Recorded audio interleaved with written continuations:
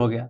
Then next हम start करते हैं अपना क्लॉज नंबर 4 से, कॉन्टेक्स्ट ऑफ ऑर्गेनाइजेशन। सबसे पहला कहता है कि 4.1 understanding the organization and its context. इसमें हम देखते हैं कि द ऑर्गेनाइजेशन सेल मतलब ऑर्गेनाइजेशन को डिटरमाइन करना होगा external and internal issues that are relevant to its purpose to an its strategic direction and that affect its ability to achieve the intended result of its quality management system। अब quality management system को meet करने के लिए organisation को determine करना होगा external and internal issues जो उसके पर्पस से रिलेवेंट हो। Then the organization shall monitor and review information about external and internal issues. अभी आप देखिए कि सबसे पहले आपको इंटरनल एंड एक्सटर्नल इश्यूज को डिटरमाइन करना होगा एंड देन उसको मॉनिटर और रिव्यू करना होगा, जिसको हम कंटेक्स्ट ऑफ ऑर्गेनाइजेशन कहते हैं। ठीक, नोट में हम देखते हैं नोट 1 क्या कहता है, issues can include positive and negative factors conditions for consideration. अभी क्या करना है, एक्सटर्नल एंड इंटरनल में ऑर्गेनाइजेशन से रिलेटेड जो आपका इंटरेस्टेड पार्टीज इश्यूज बताएगा उसमें निगेटिव भी होंगे और पॉजिटिव भी एस्पेक्ट्स होंगे। देन दूसरा आपको क्या कहता है note 2, understanding the external context can be facilitated by considering issues arising from legal, technological, competitive, market, cultural, social, economic environments, whether international, national, regional और local।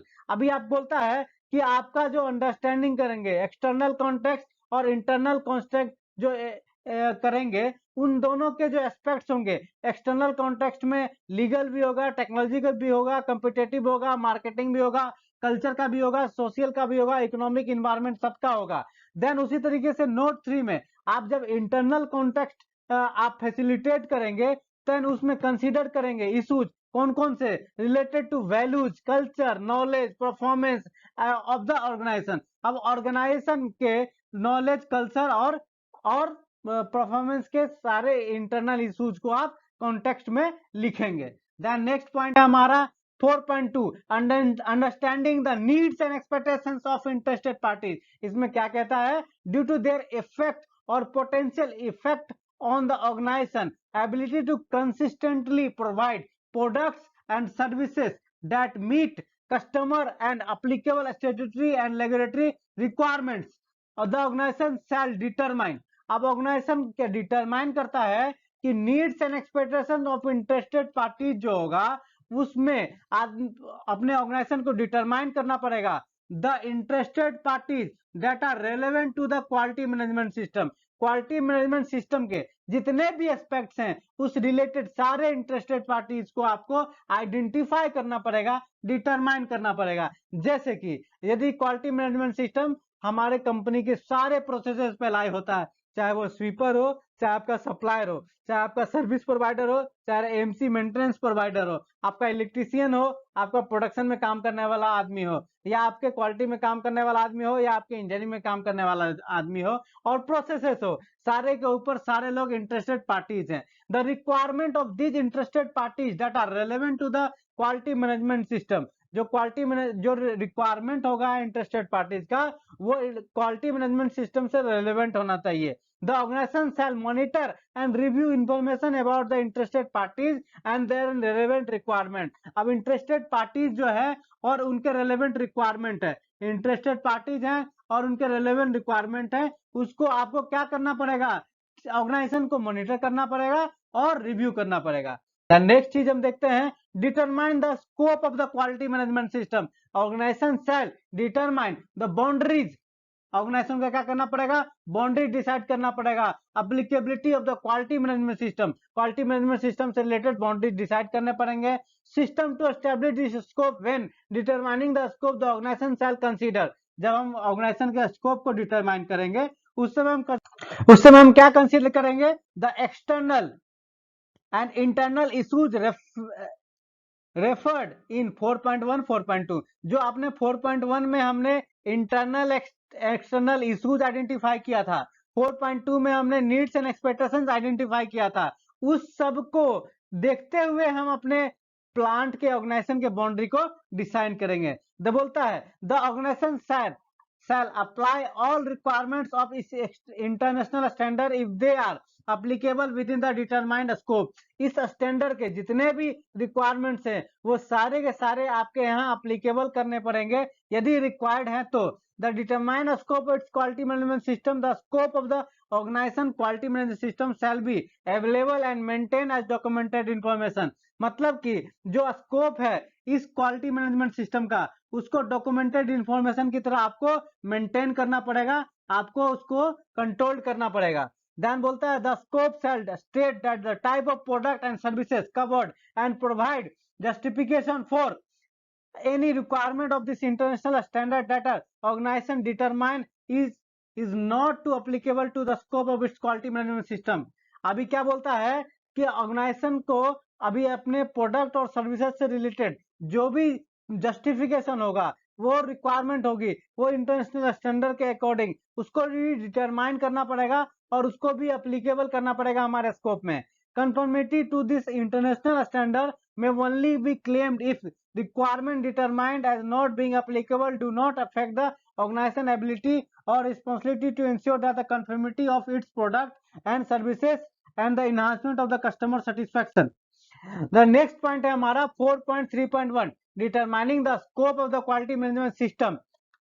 इसमें हम देखते हैं कि इसमें ये कहता है हमारा कि supporting function whether ones on site और रिमोट फंक्शन जो है जो भी अपना रिमोट फंक्शन है और हमारा हेडक्वार्टर है, कॉर्पोरेट है, डिस्ट्रीब्यूशन सेंटर है, वो shall be include in the scope of quality management system. हमें अपने प्रोसेस इंटरेक्शन, मैंने आपको बताया था कि मैं बीच बीच में आपको क्वेश्चन भी बताता रहूंगा. अपना प्रोसेस इंटरेक्शन जो किसी प्लांट का रहेगा उस प्लांट के प्रोसेस इंटरेक्शन में वो लिखा जाएगा कि हमारे प्रोसेस में हमारे कहाँ कहाँ से इनपुट मिलता है, कहाँ कहाँ से सपोर्ट मिलता है और कहाँ कहाँ से हमें स्कोप में डालना चाहिए. The only permitted exclusion of the quality management system related to the product design. अभी इस स्टैंडर्ड के अकॉर्डिंग एक ही परमिटेड एक्सक्लूजन है, नहीं तो सारे रिक्वायरमेंट को फुलफिल करने हैं. बाकी सिर्फ परमिटेड एक्सक्लूजन जो है वो है clause 8.3 related to product design. क्यों? ये इसलिए है the exclusion shall be justified as maintain as documented information.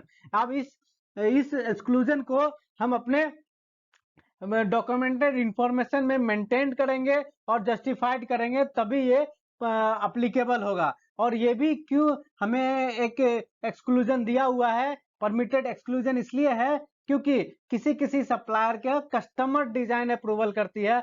Customer design product design जो है वो कस्टमर करती है, इसलिए किसी कंपनी में प्रोडक्ट डिजाइन जो है वो नॉट अप्लीकेबल हो जाएगा. Permitted exclusion do not include manufacturing process design. ये बोल रहा है इंपॉर्टेंट चीज कि प्रोडक्ट डिजाइन ही परमिटेड एक्सक्लूजन है, प्रोसेस डिजाइन एक्सक्लूजन नहीं है. तो इस तरीके से हमें आगे बढ़ना है. देन कस्टमर स्पेसिफिक रिक्वायरमेंट, हमने आपको टर्म्स एंड डेफिनेशन में बताया था customer specific requirement shall be evaluated and included in the scope of the organization management system, quality management system. हमें जो कस्टमर स्पेसिफिक रिक्वायरमेंट है उसको अपने प्रोसीजर में, अपने स्कोप में हमें आइडेंटिफाई करके रखना पड़ेगा और अपना जो स्कोप हमें डिटरमाइन करना है वो कस्टमर स्पेसिफिक रिक्वायरमेंट को ध्यान में रखते हुए करना है कि ताकि कोई पॉइंट छूट ना जाए और कस्टमर असंतुष्ट ना हो जाए. तो नेक्स्ट हम देखते हैं कि हमारा पॉइंट है quality management system and it's processes. बोलता है कि क्वालिटी मैनेजमेंट सिस्टम और उसका प्रोसेसेस क्या क्या है. The organization shall establish, implement, maintain and continually improve the quality management system including the processes needed and their interaction in accordance with the requirement of international standard. इस international standard की जो requirement है उसको ध्यान में रखते हुए आपको ऑर्गेनाइजेशन को अपने प्रोसेसेस को डिफाइन करना पड़ेगा, एस्टेब्लिश करना पड़ेगा, इंप्लीमेंट करना पड़ेगा, मेंटेन करना पड़ेगा और उसके इंप्रूवमेंट के लिए, क्वालिटी मैनेजमेंट सिस्टम के इंप्रूवमेंट के लिए प्लानिंग करनी पड़ेगी. और उसको क्वालिटी मैनेजमेंट सिस्टम में सबमर्ज करना पड़ेगा। इस तरीके से आप अपने क्वालिटी मैनेजमेंट सिस्टम के प्रोसेसेस को डिफाइंड करेंगे। The organization shall determine the processes need for the quality management system and their application throughout the organization and shall determine the input। अभी आपके जो क्वालिटी मैनेजमेंट सिस्टम है, जो processes है, वो थ्रू आउट द ऑर्गेनाइजेशन आपको इवोल्यूएट करने पड़ेंगे, डिटरमाइन करने पड़ेंगे कि पूरे कंपनी में जितने भी प्रोसेसेस हैं वो सारे के सारे हमें डिटरमाइन करने पड़ेंगे। और application throughout the organization and shall maintain determine the input required and output required expected from the processes। अब आपको क्या है कि जो भी आप प्रोसेसेस डिफाइन करेंगे उसके इनपुट और आउटपुट डिफाइन करेंगे। अभी देखिए, जब आप प्रोसीजर बनाते हैं तो प्रोसीजर में आपको क्या करना पड़ता है, प्रोसीजर के हर प्रोसीजर को इनपुट लिखना पड़ता है और उसके आउटपुट लिखने पड़ते हैं। Then determine the sequence and interaction of the processes। आपको क्या करना पड़ेगा, आपके प्लांट में जितने भी प्रोसेसेस हैं उसका सीक्वेंस क्या होगा, किस प्रोसेस के बाद कौन सा प्रोसेस होगा और कौन सा प्रोसेस किस किस प्रोसेस से आपका इंटरेक्शन रखता है। सपोज कि एक आपका प्रोडक्शन प्रोसेस है और उसके बाद क्वालिटी प्रोसेस है, ठीक है, उसके बाद क्वालिटी प्रोसेस है, तो इस दोनों प्रोसेस के बीच में ये इसका सीक्वेंस क्या है, मतलब ये हमारा सीक्वेंस हो गया। देन इंटरेक्शन इसका किसके होगा, इसका स्टोर के साथ इंटरेक्शन होगा, इसका मेंटेनेंस के साथ इंटरेक्शन होगा, इसका कस्टमर के साथ इंटरेक्शन होगा, इसका परचेज के साथ इंटरेक्शन होगा। तो इस तरीके से ये हमारा इंटरेक्शन दिखाना पड़ेगा। Then determine and apply the criteria and method including monitoring, measurement, related performance indicators need to ensure the effectiveness operation control and these processes। इस प्रोसेस के जो आप प्रोसेस बनाएंगे, जो आप प्रोसीजर बनाएंगे, उसमें आप क्या क्या डिफाइन कर रहे हैं, आप सबसे पहले डिफाइन कर रहे हैं स्कोप। सबसे पहले आप क्या डिफाइन कर रहे हैं, स्कोप। देन आप क्या डिफाइन कर रहे हैं, स्कोप के बाद डिफाइन कर रहे हैं आप इनपुट एंड आउटपुट। आप क्या डिफाइन कर रहे हैं, इनपुट एंड आउटपुट। फिर क्या डिफाइन कर रहे हैं, इंटरेक्शन डिफाइन कर रहे हैं, सीक्वेंस एंड इंटरेक्शन डिफाइन कर रहे हैं। और उसी प्रोसीजर में आपको क्या डिफाइन करना पड़ेगा कि क्या क्या मॉनिटरिंग डेटा है, क्या क्या मेजरमेंट डेटा है और क्या क्या रिलेटेड परफॉर्मेंस इंडिकेटर है। आपके केपीआई, मॉनिटरिंग, मेजरमेंट डेटा आपको आपके प्रोसीजर में डिफाइन करना पड़ेगा। देन नेक्स्ट हम देखते हैं determine the resource needed for this processes and ensure there availability. अभी आपको प्रोसीजर आपने बनाया तो उस प्रोसेस के लिए आपके क्या रिसोर्स रिक्वायरमेंट होगी और क्या उस प्रोसेसेस में रिक्वायरमेंट होंगे वो आपको डिफाइन करना पड़ेगा। देन आपको assign the responsibility and authority of this processes, मतलब उस प्रोसेस का रिस्पॉन्सिबिलिटी एंड अथॉरिटीज आपको डिफाइन करने पड़ेंगे। Then address the risk and opportunity as determined in accordance with the requirement 6.1। आपका जो क्लॉज 6.1 है उसमें action to address risk and opportunities जो आप करेंगे आगे जाकर करके, वहां का भी पॉइंट आपके इस प्रोसीजर के पॉइंट में आएगा कि कैसे आप अपने रिस्क एंड अपॉर्चुनिटी क्या क्या है उस प्रोसेसेस में वो आपको आइडेंटिफाई करने पड़ेंगे और action to address risk and opportunity आपको उसमें लिखना पड़ेगा।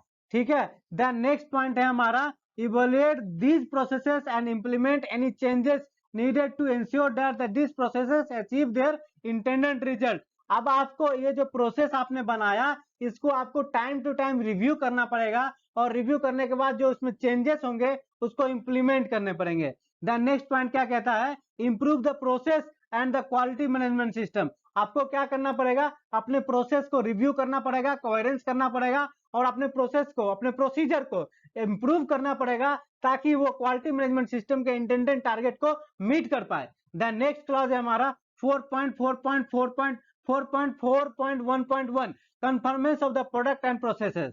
Conformance and the product and processes का मतलब ये हो गया कि उस समय बोलता है कि उस समय the organization shall ensure conformance of all product and processes including service parts and those are outsource to all applicable customer, statutory and regulatory requirements including conformance of material requirements। अभी क्या है, आपके प्रोडक्ट के कंफर्मेंस, product और process के कंफर्मेंस को आपको verify करना पड़ेगा, डिटरमाइन करना पड़ेगा और इंश्योर करना पड़ेगा। और किसके रिलेटेड, सर्विस पार्ट से भी रिलेटेड, आउटसोर्स पार्ट से रिलेटेड अप्लीकेबल कस्टमर से रिलेटेड, स्टेटरी और रेगुलेटरी रिक्वायरमेंट से रिलेटेड। अभी इन अपने इनकमिंग इंस्पेक्शन स्टेज में हम ये सारी चीज वेरीफाई करते हैं, और साथ ही साथ अपने न्यू प्रोडक्ट डेवलपमेंट के टाइम पे भी हम अपने प्रोडक्ट के कॉन्फर्मेंस को वेरीफाई करते हैं। तो इसका जो प्रोसीजर बनेगा, जब आपका डॉक्यूमेंटेड इंफॉर्मेशन बनाएंगे तो प्रोडक्ट कॉन्फर्मेंस और प्रोडक्ट कॉन्फर्मेंस ये हमारे एनपीडी के प्रोसीजर में लगेगा। देन नेक्स्ट है 4.4.1.2 product safety. The organization shall have documented process for the management of product safety related product manufacturing processes which shall include but not be limited to the following when applicable। अब ये सारे जो point हैं, ये सारे point ये बताते हैं कि प्रोडक्ट सेफ्टी से रिलेटेड ये सारे पॉइंट आपको कंसीडर करने पड़ेंगे, एंश्योर करना। दो पॉइंट ये है कि प्रोडक्ट सेफ्टी से रिलेटेड ये सारे पॉइंट को कंसीडर करते हुए आपको डॉक्यूमेंटेड प्रोसेस प्रोडक्ट सेफ्टी से रखना पड़ेगा, और उसमें लिखना पड़ेगा identification by the organization of statutory and regulatory product requirements, customer notification of the requirements, special approval for design FMEA, identification of product safety related characteristics, identification and control of safety related characteristics, product and the point of manufacturer, a special approval of control plans FMEA, reaction plans, defined responsibilities, definition, escalation policy, flow of the information including top management and confirmation। तो product safety से related यदि product में safety requirements हैं related to design, related to hazardous materials, so आपको ये सारे activity आपको करने पड़ेंगे, और ये आपके सारे एक्टिविटी को डॉक्यूमेंटेड इंफॉर्मेशन रखना पड़ेगा और आपको मेंटेन करना पड़ेगा। ठीक है। देन नेक्स्ट है हमारा कि changes of product process shall be approve the prior information. यदि इसमें कोई चेंजेस होगा तो प्रायर इंफॉर्मेशन के थ्रू, कार्बी के थ्रू, या हमें चेंज अप्रूवल रिक्वेस्ट के थ्रू हमें ये अप्रूव करना पड़ेगा। Then transfer of requirement with regard product safety supply chain including customer designated source. Customer designated जो सोर्स रहेगा वहां पे हमें कम्युनिकेशन देना पड़ेगा। Product traceability by manufacturing lot. अभी आपको क्या करना पड़ेगा, प्रोडक्ट की ट्रेसेबिलिटी करनी पड़ेगी, लॉट वाइज ट्रेसेबिलिटी करनी पड़ेगी। देखिए यहाँ पे आपको ट्रेसेबिलिटी के लिए बता दिया through out the supply chain, मतलब कि इनकमिंग से लेकर के डिस्पैच तक और सप्लाई से लेकर के कस्टमर तक, सारे सप्लाई चेन में आपकी लॉट वाइज आपकी ट्रेसेबिलिटी मॉनिटरिंग सिस्टम होना चाहिए। देन नोट में लिखा हुआ है स्पेशल अप्रूवल, और साथ ही साथ ये न्यू एसआईज हैं। Special approval of the safety related requirement और डॉक्यूमेंट्स में भी रिक्वायर्ड बाय द कस्टमर और द ऑर्गेनाइजेशन इंटरनल प्रोसेसेस। अब स्पेशल जो भी अप्रूवल होगा वो भी लिया जाना पड़ेगा यदि कस्टमर से रिक्वायर्ड होगा और इंटरनल प्रोसेसेस से रिलेटेड होगा। देन है 4.4.2 to the extent necessary the organization shall maintain documented information to support the operation and its processes। अभी क्या करना पड़ेगा, हमें डॉक्यूमेंटेड इंफॉर्मेशन रखना पड़ेगा, किस चीज के लिए, नेसेसरी एक्सटेंट के लिए, और मेंटेन करना पड़ेगा इन सारे स्पेशल प्रोडक्ट रिलेटेड रिक्वायरमेंट के लिए। देन है retain documented information to have confidence that the process are being carried out as a plan. अभी क्या करना पड़ेगा, रिटेन डॉक्यूमेंटेड इंफॉर्मेशन मतलब पिछले स्टैंडर्ड में भी ये डॉक्यूमेंटेड इंफॉर्मेशन था, और हमें क्या करना पड़ेगा कि जो प्लान के अकॉर्डिंग में ही आपका ये काम हो रहा है। जैसे एपीक्यूपी मैट्रिक्स हम बनाते हैं ना, उसमें क्या होता है, हम प्लान करते हैं प्रोडक्ट डेवलपमेंट, प्रोसेस डेवलपमेंट का, और उसके अकॉर्डिंग ही हमारा हो रहा है कि नहीं हो रहा है, उसके लिए रिव्यू करते हैं। तो ठीक उसी तरीके से आपको भी इसके लिए डॉक्यूमेंटेड इंफॉर्मेशन बनाना पड़ेगा और आपको रिव्यू करना पड़ेगा। एक बार ओवरव्यू करते हैं कि क्लॉज 4 पॉइंट में हमने क्या क्या पढ़ा और क्या क्या डॉक्यूमेंटेशन रिक्वायरमेंट है। तो सबसे पहले क्लॉज 4.1 और 4.2 में हमने क्या करना था, हमें डिटरमाइन करना था needs and expectations of internal external issues, needs and expectations of external interested parties, और उसके opportunity, risk and opportunity identify करना। ये तीनों चीजें 4.1 में, 4.2 में हमें needs and internal interested parties, external parties identify करने थे, और नीड्स एंड एक्सपेक्टेशन आइडेंटिफाई करने थे, और एक्सटर्नल इंटरनल इश्यूज आइडेंटिफाई करने थे।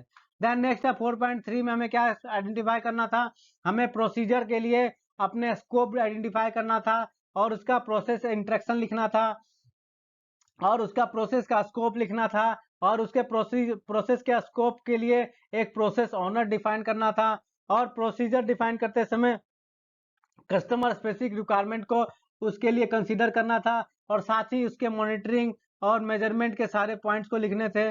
देन है quality management system and it's processes. आप जो आपके प्रोसीजर बनाए हैं ना, उस प्रोसीजर के लिए quality inspection process flow sequence interaction आपको बनाना पड़ेगा। Input and output process and mention in procedure करना पड़ेगा। Process wise monitoring measurement data frequency लिखना पड़ेगा आपको प्रोसीजर में। Then process wise responsibility process owner authority और कन्फर्मेंस ऑफ द प्रोडक्ट आपको लिखना पड़ेगा। Then work instruction product safety during manufacturing ये भी बनानी पड़ेगी और इसको इन सबको डॉक्यूमेंटेड इंफॉर्मेशन रखेगा। देन